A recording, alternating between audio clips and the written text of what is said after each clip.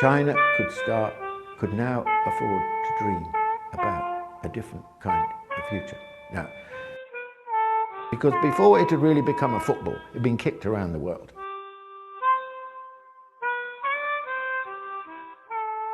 China has had the biggest economy of any country for something like 20 out of the last 22 centuries.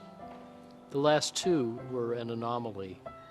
But around this time now, China is regaining its stature as the world's biggest economy, depending on how you count it. Even in the Tang Dynasty, China made more iron and steel than all of Europe. This went on for 100 or 200 years. So China has been for a long time a mighty economy and industrial power. And I think the same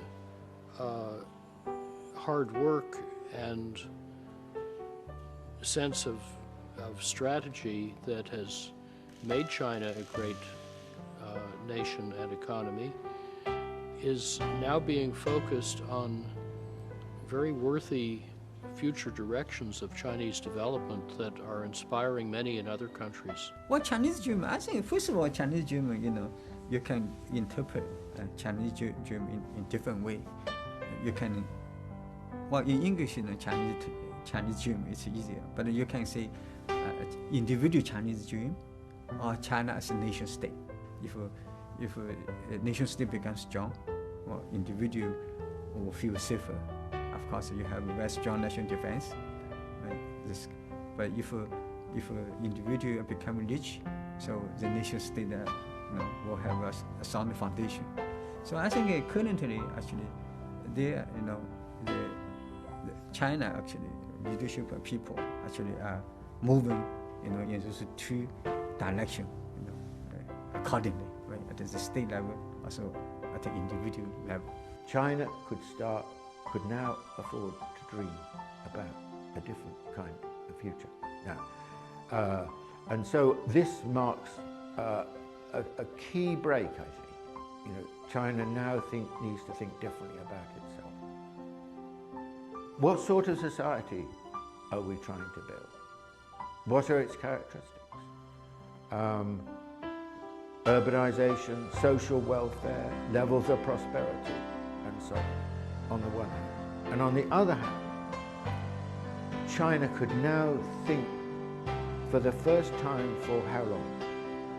More than 150 years. About its own place in the world, its own future. Because before it had really become a football, it had been kicked around the world. It was so weak.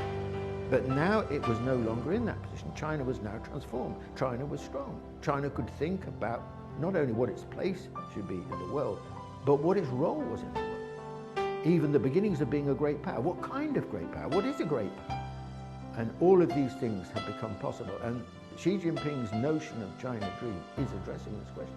I think the aim of any government in the world is to provide for its people a better condition of life.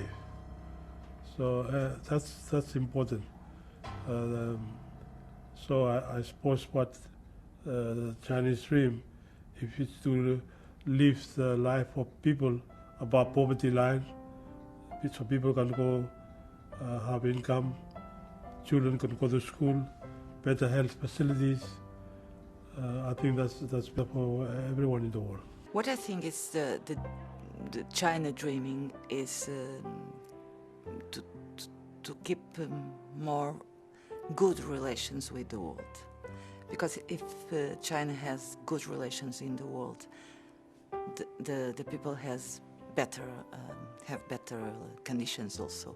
So what I should say is we should have in every parts of the world strong parties, as you have the Communist Chinese Party here.